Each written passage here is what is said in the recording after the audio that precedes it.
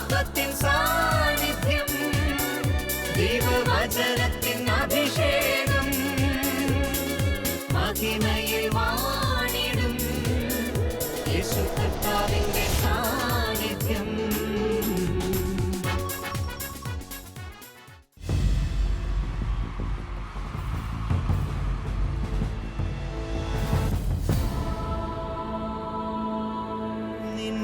വചനം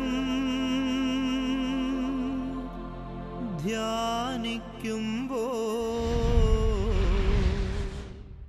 ഹല്ലേലൂയ. കർത്താവിൽ പ്രിയപ്പെട്ടവരെ, മഹത്വത്തിൻ സാന്നിധ്യം. ഈ ശുശ്രൂഷയിലേക്ക് കടന്നു വന്നിരിക്കുന്ന എല്ലാവർക്കും നമ്മുടെ കർത്താവായ യേശു ക്രിസ്തുവിൻ്റെ കൃപയും സമാധാനവും ആശംസിക്കുന്നു. 94-ാം സങ്കീർത്തനം 11-ാം തിരുവാക്യം. കർത്താവ് മനുഷ്യരുടെ വിചാരങ്ങൾ അറിയുന്നു. സങ്കീർത്തകൻ നമ്മോട് പങ്കുവെക്കുകയാണ്, കർത്താവ് മനുഷ്യരുടെ വിചാരങ്ങൾ അറിയുന്നു.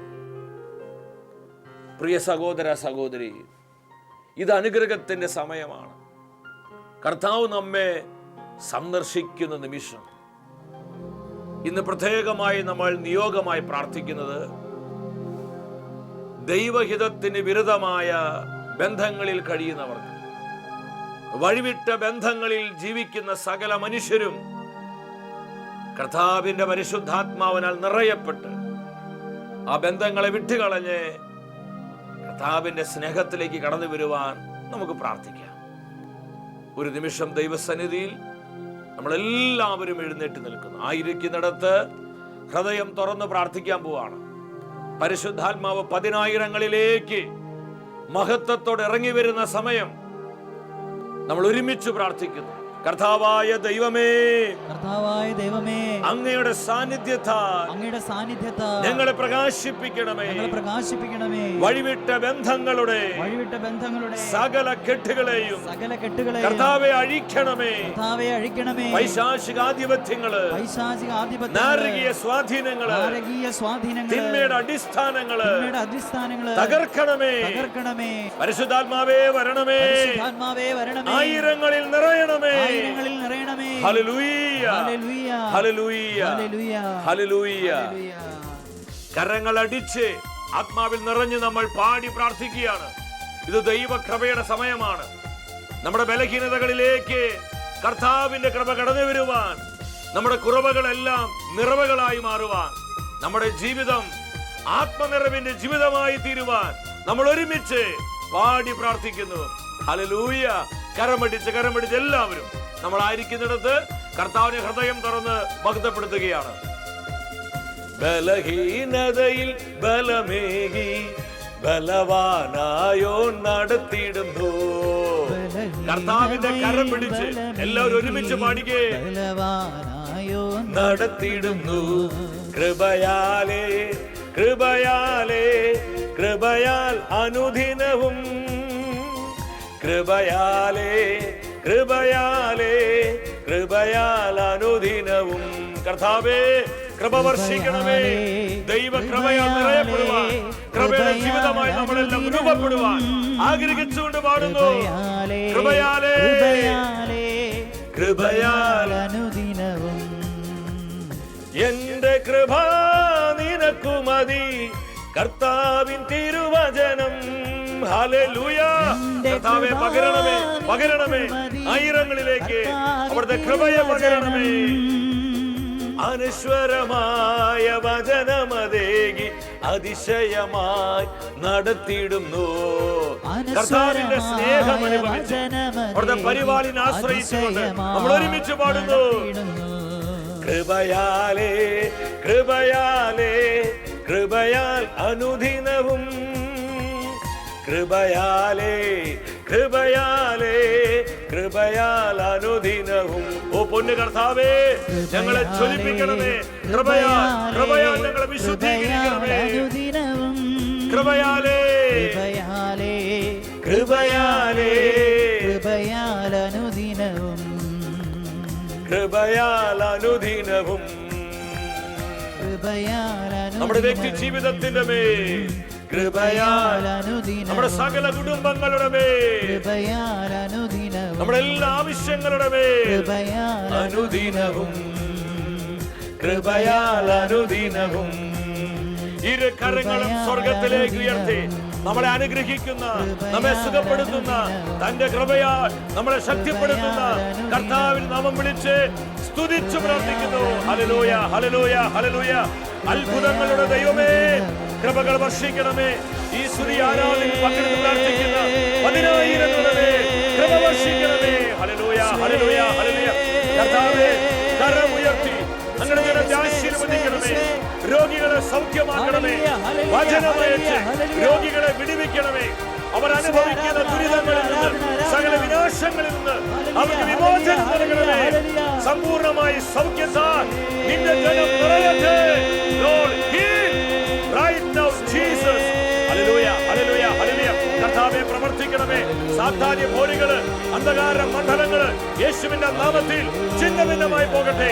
തലമുറകള്, കുടുംബങ്ങള്, കൂട്ടായ്മകള് അനുഗ്രഹിക്കപ്പെടട്ടെ. Lord, bless, Lord. അനുഗ്രഹത്തിന്റെ അഭിഷേകം പെരുമഴ പോലെ ദൈവജനത്തിന്റെ മേൽ പെയ്തിറങ്ങട്ടെ. ഹല്ലേലൂയ, ഹല്ലേലൂയ, ഹല്ലേലൂയ. എല്ലാ അന്ധകാരാധിപത്യങ്ങളിൽ നിന്ന് കർത്താവേ, അങ്ങയുടെ ജനത്തെ സ്വതന്ത്രമാക്കണമേ. അങ്ങയുടെ നന്മയിൽ പങ്കുപറ്റുവാൻ, അങ്ങയുടെ സാന്നിധ്യം അനുഭവിക്കുവാൻ, അങ്ങയുടെ വചനത്തിൽ വളരുവാൻ, അങ്ങയുടെ സ്നേഹത്തിൽ ആഴപ്പെടുവാൻ ഞങ്ങൾ അവിടുന്ന് അഭിഷേകം ചെയ്യണമേ. പരിശുദ്ധ അമ്മേ, സഭയുടെ അമ്മേ, ഞങ്ങളെല്ലാവരും പരിശുദ്ധാത്മാവിൽ നിറഞ്ഞ് ജീവിക്കുവാൻ അമ്മ ഞങ്ങൾക്ക് വേണ്ടി പ്രാർത്ഥിക്കണമേ. ആമേൻ, ഹല്ലേലൂയ. പ്രിയ ദൈവമക്കളെ, നമ്മെ വിശുദ്ധീകരിക്കുന്ന കർത്താവിൻ്റെ വചനത്തിൻ്റെ മുൻപിൽ പ്രാർത്ഥനയോടെ ആയിരിക്കാം. ഈ തപസ് കാലത്ത് കർത്താവ് തൻ്റെ വചനത്തിലൂടെ നമ്മെ നയിക്കുകയാണ്. കഴിഞ്ഞ 3-4 ആഴ്ചകളിലായി അനുഗ്രഹത്തിനുള്ള തടസ്സങ്ങളെക്കുറിച്ച് നമ്മൾ ധ്യാനിക്കുകയായിരുന്നു. നമ്മുടെ ജീവിതങ്ങളെല്ലാം ദൈവാനുഗ്രഹത്തിൻ്റെ ജീവിതങ്ങളായി മാറുവാനാണ് കർത്താവ് ആഗ്രഹിക്കുന്നത്. എന്നാൽ പലപ്പോഴും ദൈവാനുഗ്രഹം നമ്മുടെ ജീവിതത്തിലേക്ക് കടന്നു വരുവാൻ തടസ്സമായി നിൽക്കുന്ന പല പാപത്തിൻ്റെ അടിമത്തങ്ങൾ നമ്മുടെ എല്ലാം ജീവിതങ്ങളിലുണ്ട്. ആ തലങ്ങളിൽ നമ്മൾ യഥാർത്ഥത്തിൽ വിശുദ്ധീകരിക്കപ്പെട്ടാൽ മാത്രമാണ് നമ്മുടെ ജീവിതങ്ങൾ കൃപയുടെ ജീവിതങ്ങളായി മാറ്റപ്പെടുകയുള്ളൂ. ഇന്നത്തെ വചന ശുശ്രൂഷയിൽ പരിശുദ്ധാത്മാവ് നമ്മെ പഠിപ്പിക്കുകയാണ് അനുഗ്രഹത്തിനുള്ള തടസ്സങ്ങളിലെ 5-ാമത്തെ തലത്തെക്കുറിച്ച്. വഴിവിട്ട ബന്ധങ്ങൾ. വഴിവിട്ട ബന്ധങ്ങൾ പലപ്പോഴും നമ്മുടെ ജീവിതത്തിലേക്ക്, കുടുംബത്തിലേക്ക്, തലമുറകളിലേക്ക് ഒഴുകപ്പെടുന്ന അനുഗ്രഹത്തെ തടയുന്നത് ദൈവഹിതത്തിന് വിരുദ്ധമായ ചില ബന്ധങ്ങളാണ്. വഴിവിട്ട ബന്ധങ്ങൾ.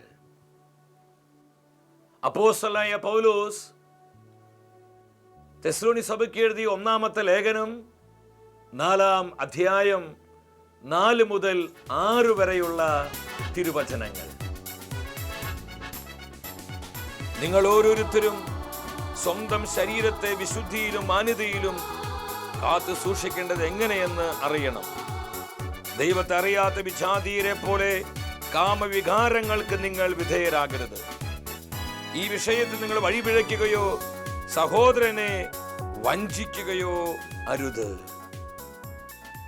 ഈ വചനത്തിലൂടെ കർത്താവിൻ്റെ ആത്മാവ് എന്താണ് നമ്മോട് സംസാരിക്കുന്നത്? വളരെ പ്രാധാന്യതയുള്ളൊരു തിരുവാക്യമാണിത്. നമ്മുടെ വിശുദ്ധീകരണമാണ് യഥാർത്ഥത്തിൽ ദൈവം ആഗ്രഹിക്കുന്നത്. ദൈവം ദാനമായി തന്ന നമ്മുടെ ശരീരത്തെ വിശുദ്ധിയിലും മാന്യതയിലും നമ്മൾ കാത്തു സൂക്ഷിക്കണം.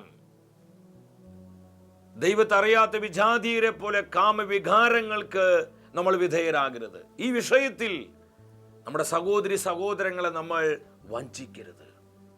ശക്തമായ മുന്നറിയിപ്പാണ് ഈ വചനത്തിലൂടെ പരിശുദ്ധാത്മാവ് ദൈവജനത്തിന് നൽകുന്നത്. ഇന്ന് അനേകരുടെ ജീവിതത്തിലേക്ക് അനുഗ്രഹം കടന്നു വരാത്തതിൻ്റെ ഒരു അടിസ്ഥാന കാരണം വഴിവിട്ട ബന്ധങ്ങളാണ്. വിവാഹത്തിന് മുൻപും വിവാഹത്തിന് ശേഷവും ദൈവഹിതത്തിന് വിരുദ്ധമായ ചില ബന്ധങ്ങളിൽ ഇന്ന് അനേകം വ്യക്തികളെ പിശാച് ബന്ധിച്ചിട്ടിരിക്കുകയാണ്. പ്രവാചകനായ ജെറമിയായുടെ പുസ്തകം 32-ാം അധ്യായം 19-ാമത്തെ തിരുവാക്യം എന്നെ സ്വാധീനിച്ചൊരു വചനമാണിത്. കർത്താവിൻ്റെ ദൃഷ്ടികൾ മനുഷ്യന്റെ വഴികളിൽ പതിഞ്ഞിരിക്കുന്നു. കർത്താവിൻ്റെ കണ്ണുകള് നമ്മുടെ വഴികളിലുണ്ട്. നമുക്ക് ഒളിച്ചുകളികളൊന്നും നടത്താൻ പറ്റത്തില്ല. കർത്താവിനെ കബളിപ്പിക്കാൻ നമുക്ക് ആർക്കും സാധ്യമല്ല. നമ്മുടെ മേൽ കർത്താവിൻ്റെ കണ്ണുകളുണ്ട്. നമ്മുടെ ബന്ധങ്ങളെ കർത്താവ് ശ്രദ്ധിച്ചുകൊണ്ടിരിക്കുക. മനുഷ്യന്റെ മാർഗങ്ങളിൽ അവിടുത്തെ കണ്ണുകൾ പതിഞ്ഞിരിക്കുന്നു. പ്രിയ സഹോദര സഹോദരി, നമ്മുടെ ഓരോ ചെയ്തിയും നമ്മുടെ ഓരോ വാക്കും നമ്മുടെ ഓരോ വിചാരവും അറിയുന്ന ദൈവമാണ് കർത്താവായ യേശു ക്രിസ്തു. നമ്മുടെ ഓരോ ചുവടും കർത്താവ് നിരീക്ഷിച്ചു കൊണ്ടിരിക്കുക. ആരെ കളിപ്പിച്ചാലും കർത്താവിനെ കബളിപ്പിക്കാൻ സാധ്യമല്ല. നമുക്ക് ആരെ വേണമെങ്കിലും ഹൈഡ് ചെയ്യാം. ഒരു ഭർത്താവ് എന്ന നിലയിൽ ഭാര്യയെ പലതും മറച്ചു വയ്ക്കാം. ഒരു ഭാര്യ എന്ന നിലയിൽ ഭർത്താവ് അറിയാത്ത പലതും എൻ്റെ ജീവിതത്തിൽ ഒളിച്ചു വയ്ക്കാം. മാതാപിതാക്കളെ കബളിപ്പിക്കുന്ന എത്രയോ മക്കൾ ഈ കാലഘട്ടത്തിലുണ്ട്. മക്കളെ വഞ്ചിക്കുന്ന എത്രയോ മാതാപിതാക്കൾ ഈ നാളുകളിലുണ്ട്. എന്നാൽ ദൈവത്തിന്റെ തിരുവെഴുത്ത് പറയാണ്, ആരെ ഹൈഡ് ചെയ്താലും നമുക്കാർക്കും കർത്താവിനെ മറച്ചു വെക്കാൻ സാധ്യമല്ല. ഈ ഒരു ചിന്തയാണ് നമ്മൾ വ്യത്യസ്തരാക്കി മാറ്റുന്നത്. കർത്താവിൻ്റെ കണ്ണുകൾ നമ്മുടെ വഴികളിൽ പതിഞ്ഞിരിക്കുന്നു. ഹോസിയ പ്രവാചകന്റെ പുസ്തകം 4-ാം അധ്യായം 10-ാമത്തെ തിരുവാക്യം. കർത്താവ് തൻ്റെ വേദന നമ്മോട് പങ്കുവെക്കുകയാണ്.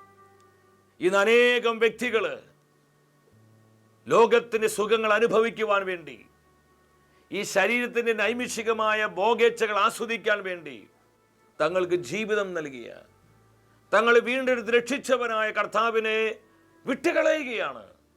ദൈവവചനത്തെ നെഗ്ലക്ട് ചെയ്തുകൊണ്ട് ഈ ലോകത്തിന് വെറിക്കൂത്തുകൾ അനുഭവിക്കുവാൻ കാലുവെന്ത നായയെ പോലെ ആധുനിക മനുഷ്യൻ ഇന്ന് പരക്കം പായുകയാണ്. പ്രിയപ്പെട്ടവരെ, ഈ വചനത്തിലൂടെ കർത്താവ് തൻ്റെ വേദന നമ്മൾ അറിയിക്കുകയാണ്. വ്യഭിചാരത്തിൽ മുഴുകുവാനായി അവർ കർത്താവിനെ പരിത്യജിച്ചു.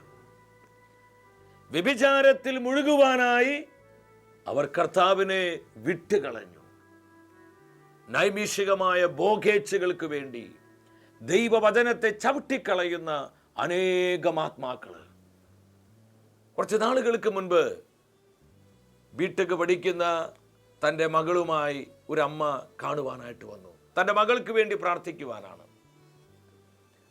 ആ പെൺകുട്ടി ഇപ്രകാരം പങ്കുവെച്ചു.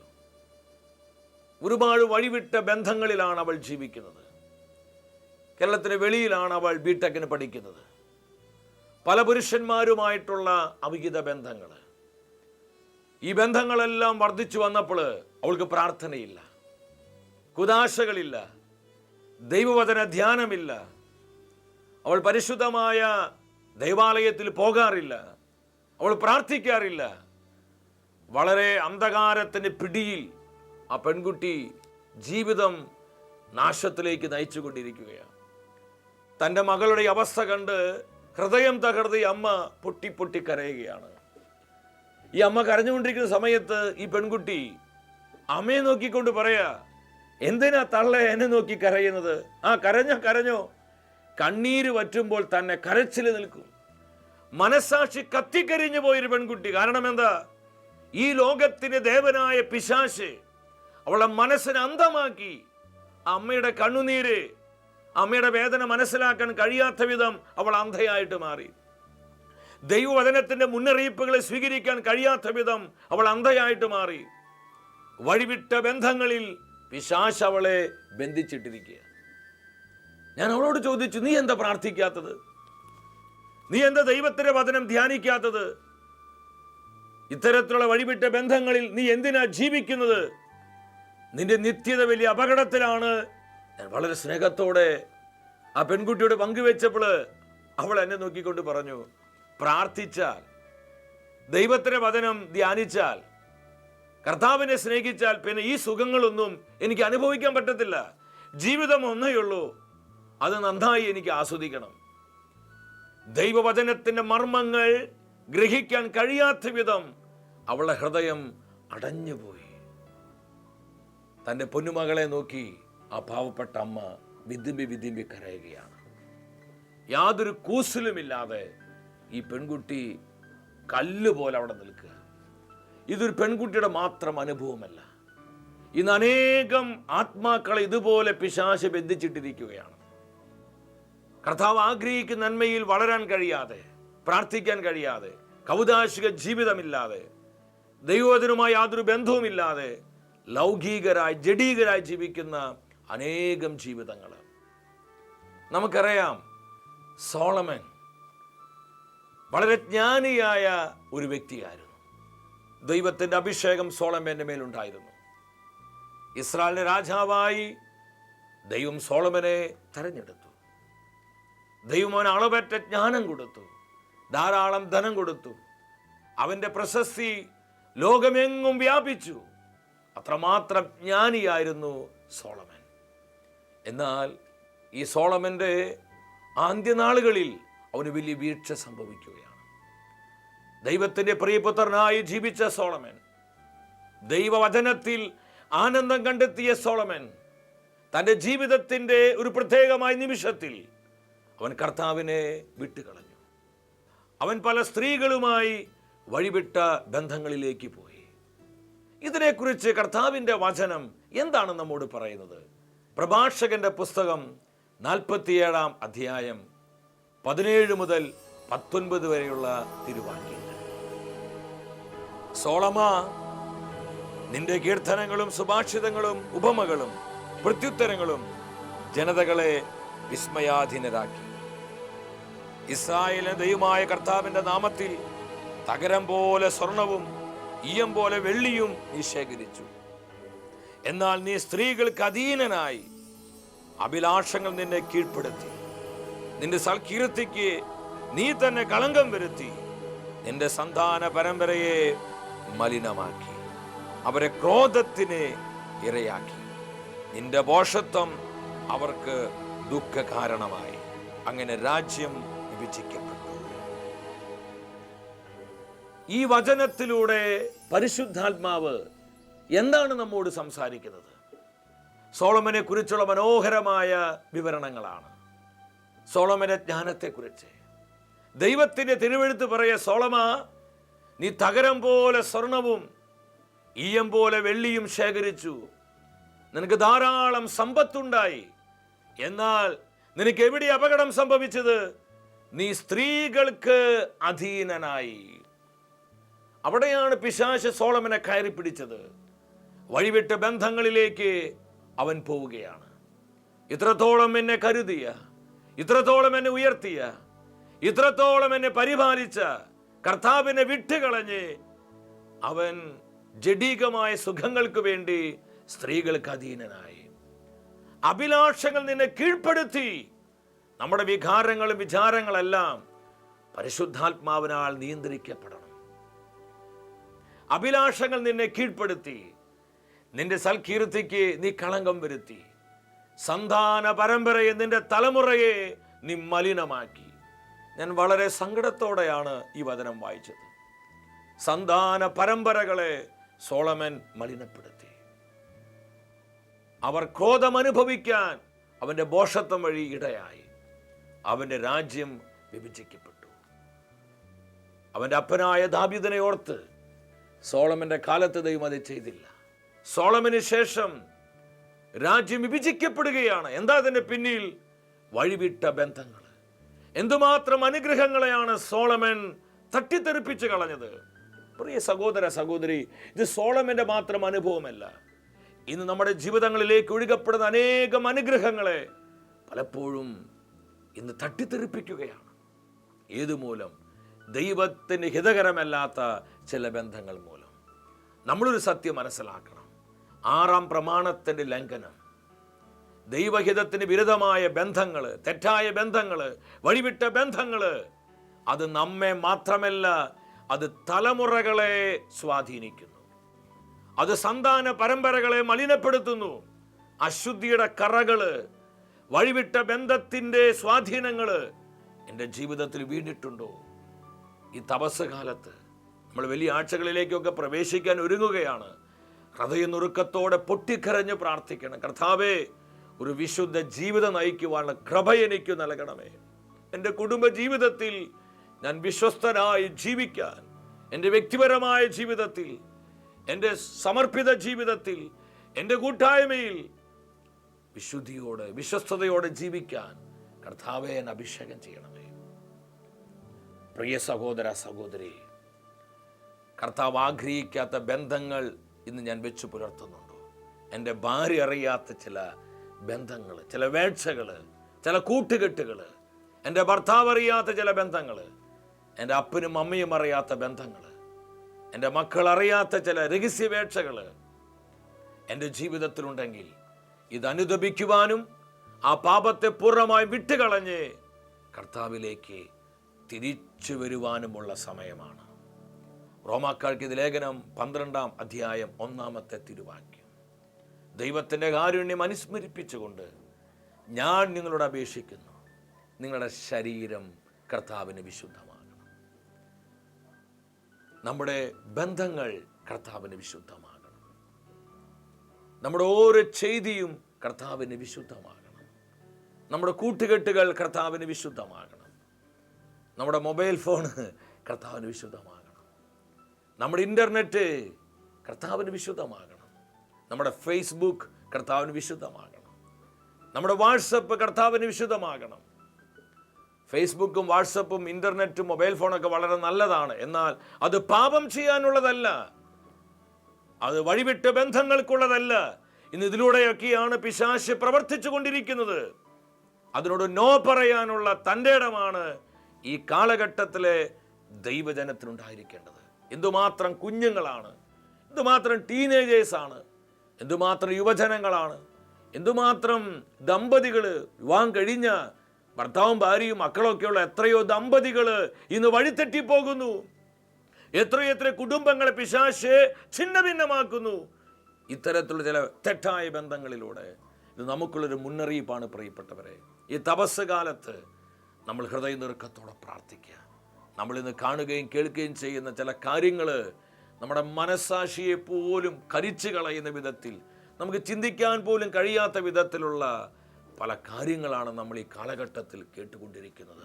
ഇതൊന്നും അവിചാരിതമല്ല, ഇതെല്ലാം കാലത്തിന് അടയാളങ്ങളാണ്.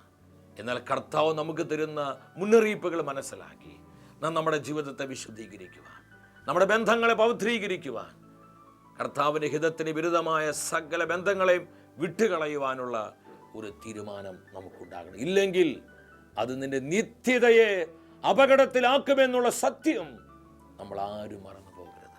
ഞാൻ അവസാനിപ്പിക്കുകയാണ്. ഇതിനുള്ള ബന്ധത്തിൽ 100 അനുഭവങ്ങൾ നമുക്കൊക്കെ പറയാനുണ്ടായിരിക്കും.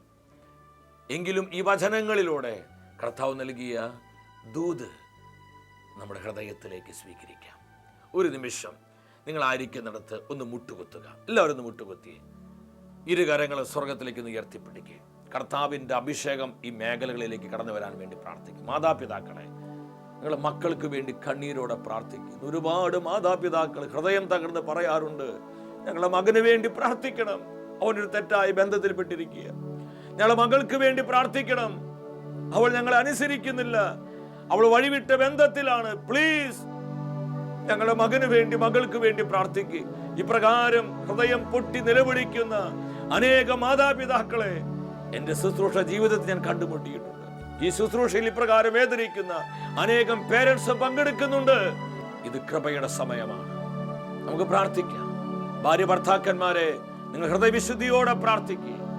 ദൈവദാനമായി നൽകിയ ജീവിത പങ്കാളിക്ക് വേണ്ടി വിശ്വാസത്തോടെ നിലവിളിച്ച് പ്രാർത്ഥിക്കുക. മക്കളെ, നിങ്ങൾ അപ്പയ്ക്ക് അമ്മയ്ക്ക് വേണ്ടി പ്രാർത്ഥിക്കുക. സഹോദരി സഹോദരങ്ങളെ, നിങ്ങൾ പരസ്പരം പ്രാർത്ഥിക്കുക. ബഹുമാനപ്പെട്ട സിസ്റ്റേഴ്സ്, നമ്മുടെ സമർപ്പിത സമൂഹങ്ങൾക്ക് വേണ്ടി പ്രാർത്ഥിക്കുക. നമ്മുടെ കൂട്ടായ്മകൾക്ക് വേണ്ടി, നമ്മുടെ ദേശങ്ങൾക്ക് വേണ്ടി പ്രാർത്ഥിക്കുക. ദൈവജനത്തെ വിശുദ്ധീകരിക്കുന്ന സ്വർഗീയ അഗ്നിയായി സഭ മുഴുവനിലും പരിശുദ്ധാത്മാവ് കത്തിപ്പടരട്ടെ. ഹല്ലേലൂയ, ഹല്ലേലൂയ, ഹല്ലേലൂയ. പരിശുദ്ധാത്മാവേ വരണമേ. വഴിവിട്ട ബന്ധത്തിന്റെ കെട്ടുകളെ പൊട്ടിക്കണമേ. പൈശാചികാധിപത്യങ്ങളെ തകർക്കണമേ. ഞങ്ങളെ നിത്യജീവൻ അപകടപ്പെടുത്തുന്ന എല്ലാ ബന്ധങ്ങളെയും വിട്ടൊഴിയുവാനുള്ള തീരുമാനം നൽകണമേ. ഹല്ലേലൂയ, ഹല്ലേലൂയ, ഹല്ലേലൂയ. കർത്താവേ, കരം നീട്ടണമേ. അങ്ങയുടെ കരബലത്താൽ എല്ലാ പാപശക്തികളും തിന്മയുടെ ശക്തികളും നിർവീര്യമാകട്ടെ. Bless, bless. യേശുവിന്റെ നാമത്തിൽ തന്നെ പിതാവേ, ആമേൻ. കർത്താവ് നൽകിയ ഈ അഭിഷേകം സ്വീകരിച്ച് വിശ്വാസത്തോടും വിശുദ്ധിയോടും ഏറെ വിശ്വസ്തയോടെയും നമുക്ക് ജീവിക്കാം. ഈ ലോക ജീവിതത്തിൽ നമ്മുടെ ജീവിതം കർത്താവിനും തിരുസഭയ്ക്കും പ്രോഫിറ്റബിളായി മാറട്ടെ. വ്യക്തിപരമായ നമ്മുടെ നിയോഗത്തെയും നമ്മുടെ കുടുംബത്തിലെ സകല ആവശ്യങ്ങളെയും നമ്മെ ഓരോരുത്തരെയും കർത്താവ് സമൃദ്ധമായി അനുഗ്രഹിക്കട്ടെ. നിത്യസ്നേഹത്താൽ എന്നെ സ്നേഹിച്ചു, നിത്യസ്നേഹത്താൽ എന്നെ സ്നേഹിച്ചു. എൻ ജീവനേക്കാളും നീ വലിയതാണെനിക്ക്.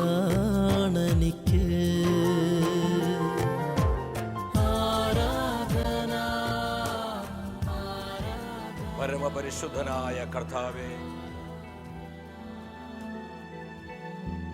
ഞങ്ങളെ മധ്യ കടന്നു വന്ന സ്നേഹത്തെ ഓർത്ത് ഞങ്ങൾ അങ്ങേ സ്തുതിക്കുന്നു. ഇന്നത്തെ വചന ശുശ്രൂഷയിലൂടെ പരിശുദ്ധാത്മ നമ്മളെ പഠിപ്പിച്ചു അനുഗ്രഹത്തിനുള്ള തടസ്സങ്ങളെ കുറിച്ച്. ഹൃദയം നുരുകി നമുക്ക് പ്രാർത്ഥിക്കാം. വിശ്വാസത്തോടെ യേശുനാമം വിളിച്ചു പ്രാർത്ഥിക്കുക. പാപരോഗ ശാപബന്ധനത്തിന് അടിസ്ഥാനങ്ങളെ തകർക്കുവാൻ, മാറാ രോഗികളെ സുഖപ്പെടുത്തുവാൻ, വിവിധങ്ങളായ ആവശ്യങ്ങളെ അനുഗ്രഹിക്കുവാൻ, നമ്മുടെ തലമുറകളെ വിശുദ്ധീകരിക്കുവാൻ, ദൈവമഹത്വമായി നമ്മുടെ മധ്യ വസിക്കുന്ന കർത്താവിന്റെ സാന്നിധ്യം അനുഭവിച്ച് നമ്മൾ ഇരുകരങ്ങളും സ്വർഗത്തിലേക്ക് ഉയർത്തി ജീവിക്കുന്ന കർത്താവിനെ നമ്മൾ വിളിച്ച് പ്രാർത്ഥിക്കുകയാണ്. പ്രിയ സഹോദര സഹോദരി, ഇത് അനുഗ്രഹത്തിന്റെ സമയമാണ്. ഇത് സൗഖ്യത്തിന്റെ സമയമാണ്. യേശു നമ്മെ വിടുവിക്കുന്ന, സ്വതന്ത്രമാക്കുന്ന അഭിഷേകത്തിന്റെ മണിക്കൂറുകളാണ്. വലിയ വിശ്വാസത്തോടെ നമ്മൾ ഒരുമിച്ച് യേശുവിനെ വിളിക്കുന്നു. യേശുവേ, യേശുവേ ഒന്ന് വാഴണമേ, ഇനി ഞാനല്ല എന്നിനിയല്ലോ. യേശുവേ ഒന്ന് വാഴണമേ, ഇനി ഞാനല്ല എന്നിനിയല്ലോ. രാജാവേ ഹല്ലേലൂയ, ഹല്ലേലൂയ, ഹല്ലേലൂയ. ഈശോ നമ്മെ അനുഗ്രഹിക്കുന്ന സമയം. ഈ അനുഗ്രഹത്തിന് നന്മകൾ സ്വീകരിച്ചുകൊണ്ട് നന്ദിയോടെ സ്തുതിക്കുന്നു. ഹല്ലേലൂയ, ഹല്ലേലൂയ, ഹല്ലേലൂയ. പരിശുദ്ധ പരമ ദിവ്യ കാരുണ്യമേ, കരങ്ങൾ ഉയർത്തി ഞങ്ങൾ അനുഗ്രഹിക്കണമേ. ഞങ്ങളെ കുടുംബങ്ങളെ അനുഗ്രഹിക്കണമേ. ഞങ്ങളെ കുഞ്ഞുങ്ങളെ അനുഗ്രഹിക്കണമേ. ഞങ്ങളെല്ലാ നിയോഗങ്ങളെയും അനുഗ്രഹിക്കണമേ. അനുഗ്രഹത്തിന്റെ അഭിഷേകം ജനലക്ഷങ്ങളിലേക്ക് നിറഞ്ഞൊഴുകട്ടെ. ഹല്ലേലൂയ, ഹല്ലേലൂയ, ഹല്ലേലൂയ. നന്ദി കർത്താവേ, ഞങ്ങൾ അനുഗ്രഹിച്ച സ്നേഹത്തിനായി, ഞങ്ങളെ സുഖപ്പെടുത്തിയ സ്നേഹത്തിനായി, ഞങ്ങളെ വിശുദ്ധീകരിച്ച സ്നേഹത്തിനായി നന്ദി പറയുന്നു. ഹല്ലേലൂയ, ഹല്ലേലൂയ, ഹല്ലേലൂയ. അടുത്ത ആഴ്ചയിൽ ദൈവ വചനത്തിൽ നമ്മൾ ധ്യാനിക്കുന്നത് അനുഗ്രഹത്തിനുള്ള തടസ്സങ്ങളെ കുറിച്ചാണ്. പ്രാർത്ഥിച്ചൊരുങ്ങി ഈ ശുശ്രൂഷയിലേക്ക് നമുക്ക് എല്ലാവർക്കും കടന്നു വരാം.